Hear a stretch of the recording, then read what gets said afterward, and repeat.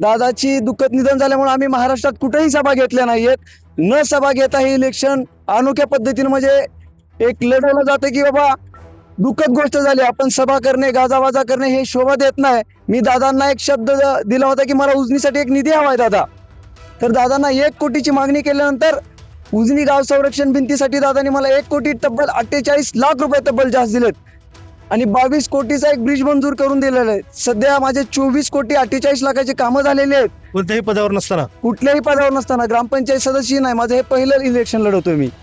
युवाला एकदा संधी द्या, तुम्ही गाडीचे टायर सुद्धा बदलता, एकदा बघा नक्षीवाला टायर टाकून किंवा नवीन मुलाला संधी देऊन. आजपर्यंत कुठलाही जिल्हा परिषद सदस्य मंत्रालयात गेला नाही.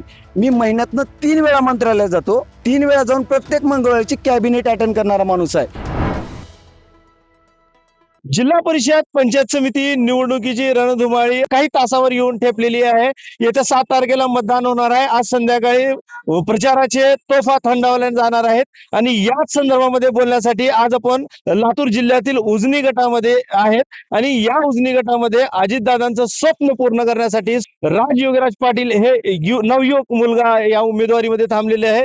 दादांचं स्वप्न होतं की युवकांनी राजकारणामध्ये यावं आणि याच हेतून राज पाटील हे राजकारणामध्ये आलेले आहेत. त्यांची सुरुवात पाहायची म्हणली तर त्यांनी उमेदवारी अर्ज दाखल केले आणि दाखल केल्यानंतर प्रचाराचा नारळ जेव्हा फोडायचं होतं त्याच दिवशी दादांचा दुर्दैवी हे घटना त्यांच्या समोर आल्यानंतर त्यांनी हे पूर्णतः प्रचार ते पूर्ण थांबविले होते. पण आज लास्ट दिवस असल्यानं आज एक गावामध्ये रॅली काढली आणि लोकांना मतदानाची विनंती केली. काय त्यांचं विजन आहे, कशा पद्धतीचे त्यांचे स्वप्न आहेत ते आपण जाणून घेण्यासाठी माझ्यासोबत उमेदवार आहेत. काय सांगाल आज दादा तुमच्यात नाहीत पण प्रचार सध्या चालू आहे, कसं पाहताय या सगळ्या गोष्टीकडे? आज आपण बघू शकता की अजितदादांचं हे निधन झाल्यामुळे महाराष्ट्राची खूप मोठी हानी झालेली आहे, विकास थांबलेला आहे. तर दादाचं एक स्वप्न होतं की एक युवकांना मी संधी दिली. आता युवकांना संधी दिली आहे दादानी, दादाचा शब्द दादानी पूर्ण केलाय. तर मतदार राजांनी एक दादाला श्रद्धांजली म्हणून आपल्याला राष्ट्रवादी काँग्रेस पक्षाच्या सर्व महाराष्ट्रातल्या उमेदवाराला निवडून आणायचंय आणि दादाची दुःखद निधन झाल्यामुळे आम्ही महाराष्ट्रात कुठेही सभा घेतल्या नाहीयेत. न सभा घेता हे इलेक्शन अनोख्या पद्धतीने म्हणजे एक लढवलं जातं की बाबा दुःखद गोष्ट झाली, आपण सभा करणे गाजावाजा करणे हे शोभा देत नाही. आणि उजनीतलं हे जिल्हा परिषद गटातलं अशाच पद्धतीने आम्ही इलेक्शन पार पाडलंय आणि लोकांचा खूप चांगला प्रतिसाद आहे. जे लोक शो ऑफ करतात किंवा दाखवतात हे विकास नाही केले. आज माझी सांगायला 50-100 काम आहेत, त्यांच्यासोबत 50-100 लोक असून किंवा ह्या गोष्टीचा काही फायदा नाहीये. लोकांच्या जनमनापासून आपण कसं पोहोचू शकतो. मी दादांना एक शब्द दिला होता की मला उजनीसाठी एक निधी हवाय दादा. तर दादांना 1 कोटीची मागणी केल्यानंतर उजनी गाव संरक्षण भिंतीसाठी दादांनी मला 1 कोटी तब्बल 48 लाख रुपये तब्बल जास्त दिलेत आणि 22 कोटीचा एक ब्रिज मंजूर करून दिलेला आहे. सध्या माझे 24 कोटी 48 लाखाचे कामं झालेले आहेत. कोणत्याही पदावर नसताना कुठल्याही पदावर नसताना ग्रामपंचायत सदस्य नाही, माझं हे पहिलं इलेक्शन लढवतोय मी. युवक म्हणून तुम्ही डायरेक्टली म्हणजे 24 कोटी रुपयाचा निधी गावाला आणले. हो, मी 24 कोटीचा निधी मंजूर करून आणलेला आहे आणि 1 कोटी 48 लाखाचं तब्बल काम संपत आलेलं आहे माझं संरक्षण भिंतीचं. आपण बघितलं असेल महाराष्ट्रात की उजनीची काय परिस्थिती होती. मी एकट्याने हे परिस्थिती दाखवली. त्यावेळेस राजकीय पुढारी उजनीतले काही लातूरला जाऊन राहिले, पण आपण गावात राहून लोकांची मदत केली व लोकांच्या ह्या मदतीचाच फायदा आज या इलेक्शन मध्ये दिसून येतोय मला. तुम्ही असं पावसाचे दिवस होते त्यावेळेस तुम्ही अर्ध्या अख्ख्या पावसामध्ये पूर्ण भिजत ते नदीकाठचे गावाचं ड्रोन द्वारे तुम्ही मीडियांना पण ते व्हिज्युअल्स प्रोव्हाइड केले होते. Yes. त्यावेळेस कोणते राजकीय नेते नव्हते का यावेळेस? त्यावेळेस गावातील कुठलेही राजकीय नेते नव्हते. याच्यानंतर हे व्हिज्युअल्स दाखवल्यानंतर हा प्रश्न घेऊन मी मंत्रालयात गेलो. जे पालकमंत्री शिवेंद्रराजे भोसले जे आहेत यांच्याकडे जाऊन शेतकऱ्याची दिवाळी सुखात करा, यांना तात्काळ अनुदान द्या आणि उजनीचं अनुदान देऊन उजनीचे जे काही गावं येतात जिल्हा परिषद गटामध्ये त्या सर्व गावाला अनुदान आणण्यासाठी मी मंत्रालयात गेलेलो आणि हे भेटलेलं पण अनुदान. आता समजा हे जे सगळे निवडणुका चालू आहेत, युवक म्हणून दादांनी तुम्हाला संधी दिली, दादांनी त्यांचा शब्द पाळला, आता मतदारही त्यांचा शब्द पाळतील. पण युवकांसाठी तुमचं काय विजन असणार आहे येणाऱ्या काळामध्ये? युवकांसाठी माझं विजन आहे की इथल्या जिल्हा परिषदच्या शाळा डिजिटल म्हणजे आपल्याला कशा डेव्हलप करता येतील, डिजिटलीकरण करायचं त्या शाळेंचं. तसेच युवकांसाठी एक स्पोर्टचं ग्राउंड प्रत्येक गावामध्ये निर्माण करून प्रत्येक गावामध्ये ओपन जिम व तसंच इंडोर जिम या दोन्ही म्हणजे मला फिटनेसवर पण खूप लक्ष आहे. तसेच आपल्याला ज्या गोष्टी युवकांसाठी करता येतील, स्पर्धा परीक्षा असू द्या जे काही वाचनालय असते तर त्या प्रत्येक गावामध्ये आपल्याला ओपन करायचे आहेत युवकांसाठी. अनेक लोकांचे असे म्हणणं आहे की या गटामध्ये कामं झालेली नाही, खड्डे झाले. तुमच्या एखाद्या उमेदवारानंच म्हणत होते की बुवा असं डान्स केल्यासारखं गाड्या येतात. अशा रस्त्याची अवस्था आहे. तर त्याच्यामध्ये जर तुम्हाला लोकांनी जर आशीर्वाद दिला तर त्यामध्ये कसं बदल करणार? आता आपण बघू शकता की शेतामध्ये जे आपलं पीक असतं ऊस, आपण 3 वर्षानंतर ऊस सुद्धा बदलतो की त्याच्यामध्ये तण होते आणि आपल्याला जेवढं पाहिजे तेवढं उत्पादन येत नाही. मला ह्या जनतेला सांगायचंय की 15-15, 10-10 वर्ष झालं आपण बघू शकतो उजनी ते एकंबी रस्ता नाही झाला. ह्या फक्त भूलथापा आहेत आणि सरकारी दवाखान्याचं बी जे आता काम झालेलं आहे ते कुणी केलेलं नसून हे जिल्हा परिषदेचा जेव्हा प्रशासनाचा योग होता त्या प्रशासनामध्ये काम झालेलं आहे आणि हे नियमानुसार काम होणारच होतं त्या दवाखान्याचं. जरी त्याचा कालावधी संपला नव्हता पण त्या बिल्डिंगचा कालावधी संपायच्या आधी पण त्या बिल्डिंगची अवस्था खूप वाईट होती. हे सरकारने केलेली काम आहेत, त्या प्रशासनातल्या माणसांनी केलेली काम आहे. त्याची दखल वारंवार मी दखल दिलेली त्याची. आणि हे पण सांगतो तुम्हाला की कुठल्याही गोष्टीचा विकास झाला नाही. आपण बघू शकतो एक शिवली अंदोरा जायफळ ते शिवली एवढा रोड खराब आहे. ह्या उमेदवाराला तिकडनं जाताना लाज सुद्धा वाटत नाही. तिथलं मतदान मागतायत ही लोक जण. त्या लोकांची एवढी वाईट परिस्थिती आहे. किमान एखादी महिला जर गरोदर तिथून जर दवाखान्यापर्यंत न्यायचं म्हणलं तर त्या बाळाचंही जीवन आणि त्या आईचंही जीवन संपल अशी वाईट अवस्था आहे. तरी मला सगळ्यांना सांगायचंय तुम्ही जागे व्हा आणि या ज्या लोकांना जी तुम्ही आतापर्यंत मत केलंय त्याला न मत करता युवाला एकदा संधी द्या. तुम्ही गाडीचे टायर सुद्धा बदलता. एकदा बघा नक्षीवाले टायर टाकून किंवा नवीन मुलाला संधी देऊन ते कसे पळतायत ते बघा. आणि सगळ्यात महत्वाचा एक शेवटचा प्रश्न की आजपर्यंत कुठलाही जिल्हा परिषद सदस्य मंत्रालयात गेला नाही. मी महिन्यातनं 3 वेळा मंत्रालयात जातो आणि 3 वेळा जाऊन प्रत्येक मंगळवारची कॅबिनेट अटेंड करणारा माणूस आहे. सगळ्यांना माहित आहे, सगळ्या सरकारला माहित आहे.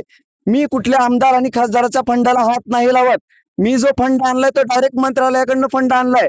म्हणून आज ही जनता माझ्या सोबत आहे आणि अजितदादाला एक श्रद्धांजली म्हणून हे मत करणार आहेत. दुसरं मत पंचायत समितीचं जे आहे ते विकासाला म्हणून करणार आहेत. ही माझी अपेक्षा आहे आणि हे मतदार राजे माझे करणार आहेत. दादांनी लाडकी बहीण योजना चालू केली. महाराष्ट्रातील तमाम लाडक्या बहिणी त्यांच्या पाठीमागे राहिले. हा फायदा होईल असं वाटतंय का? जे दादानी शब्द दिला होता 1500चे आपण 2100 रुपये करणार आहे आणि मी सांगतो ते 2100 रुपये होणार आहेत. आणि आम्ही आता ज्यावेळेस तिथं गेले जिल्हा परिषदेच्या मार्फत तिथं जाऊ तर आम्ही एका सरकारमध्ये असू, सरकारचे प्रतिनिधी असू तर 100% ज्या दादानी शब्द दिलाय ते 2100 पूर्ण करायचं काम आम्ही आदित्य तटकरे मॅडमकडे जाऊन करूयात. काय आव्हान करणार आहे मतदारांना? मतदारांना आव्हान करतो तुम्ही अशा लोकांना मतदान करा ज्यांनी खरंच विकास केलाय. आणि तुम्ही माझे काम बघा. माझे फक्त 2 कामात 24,48,00,000 निधी आहे. त्यांची एक पण काम कमीत कमी 3-4 कोटीच्या पुढे सांगता येते ते पण 2010चे. ह्या 5 वर्षातली कामं बघा आणि माझी कामं बघा. आता उजनीकर ज्येष्ठाला स्वीकारतील का युवकाला स्वीकारतील? उजनीकर नक्कीच युवकाला सुधारतील.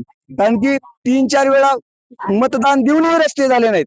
मला सांगा ह्या 10 दिवसात त्यांनी सांगितलंय उजनी ते एकंबी रस्ता होणार आहे. ह्या 10 दिवसात आचारसंहिता लागल्यानंतर इतके दिवस काय झोपले होते तुम्ही 15 वर्षी रस्ता करण्यासाठी? हा रस्ता मी करणार आणि माझ्या लेटर पॅडवर मंजूर आहे. मी माझ्या जानेवारी महिन्यामध्ये मी कॅलेंडर छापलेले आहेत. त्या कॅलेंडरच्या पहिल्या पानावरती शिवेंद्रराजे मंत्रालयापेक्षा कोणी मोठा नसतो, कुठला जिल्हा परिषद सदस्य किंवा आमदार मोठा नसतो. तिथं नमूद केलेलं आहे की उजनी ते एकंबी रस्ता ह्याला मान्यता भेटलेली आहे ऑलरेडी आणि त्यासाठी मी मंत्रालयाच्या दारी जाऊन प्रयत्न केलेत. काका तुम्ही म्हणत होते युवकांना संधी दिलेली आहे. कसं पाहता याच्याकडे?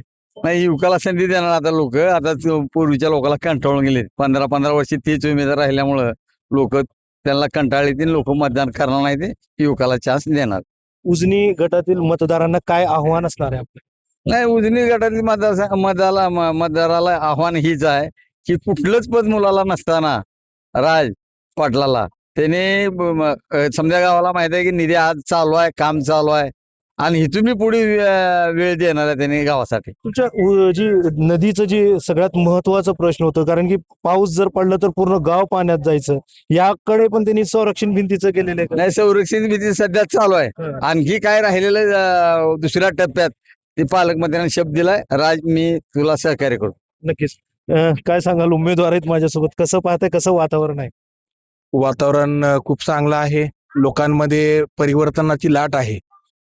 या लोकांनी 20-20 वर्ष लोकांना भूलथापा देऊन आणि मताचं फक्त राजकारण करून पोळ्या भाजून जी इथं अधोगती केलेली आहे ते कुठंतरी आता विकासाची गती राज पाटील यांच्या माध्यमातून आणि पंचायत समितीच्या दोन्ही उमेदवाराच्या माध्यमातून होणार आहे हे लोकांना लक्षात आलेलं आहे आणि परिवर्तनाची प्रचंड अशी लाट आहे. राष्ट्रवादीला मतदान का करावं?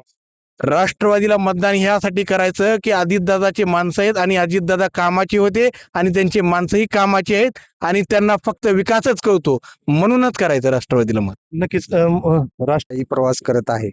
कारण दादांच्या अस्थीच्या पायथ्याशी जाऊन माथा टेकून परत यावं अशी माझी वैयक्तिक भावना होती. मी राष्ट्रवादी काँग्रेसचा कार्यकर्ता आहे.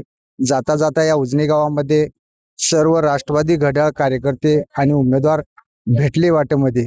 जाता जाता मी एकच आवाहन करतो, सगळ्यांनी अजितदादांना घड्याळाला मत दिलं म्हणजे अजितदादांना मत केल्यासारखं आहे. तीच आपण श्रद्धांजली समजू, तेवढीच माझी नम्र विनंती. नक्कीच राष्ट्रवादी कामाची माणसं आहे का खरंच? हा, राष्ट्रवादीशिवाय कोण काम करणार आहे? पहिल्यापासून राष्ट्रवादीच केलेली आहे. होईल का आता. विकास? होईल, 100% विकास होईल. युवकाला संधी दिलेली फायदा होईल. फायदा होईल 100%. काय म्हणता काका, होईल का? हो होईल ना, 100% फायदा होणार. युवकांना संधी दिल्याचा फायदा. युवकाला संधी दिल्याचा फायदा आम्ही मतदार करून दाखवणार फायदा त्याचा. कारण दादाच्या शब्दाला आम्ही जागणारे माणसं. दादाने जसं आमच्यावर प्रेम केलंय तसं आम्ही पण दादावर प्रेम मतदार रूपानं करणारच. त्यांचे उमेदवार आम्ही अख्ख्या महाराष्ट्रात निवडून देणार.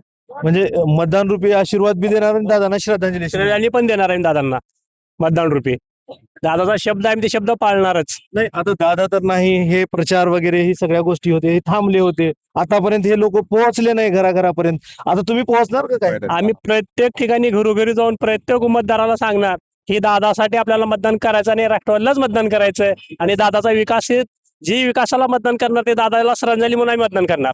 नक्कीच हे सगळ्यात महत्वाचा विषय, दादांचं जे अपघाती निधन झालं यामुळे अनेक कार्यकर्त्यांमध्ये जसं रोष राष्ट्रवादीचा पाहिजे होते तसं पद्धतीचं राहिलं नाही. पण दुःखामध्ये का होईना आपल्या आपल्या मतदारांपर्यंत पोहोचलेले आहेत आणि येत्या 7 तारखेला मतदान होणार आहे. 7 तारखेला मतदान आणि 9 तारखेला मतमोजणी होणार आहे. या 7 तारखेच्या होणाऱ्या मतदानाला नेमकं उजनी गटातील लोक काय कौल देतील हे पाहणं तेवढंच महत्वाचं राहील. आसिफ पटेल, टाइम्स नाव मराठी, लातूर.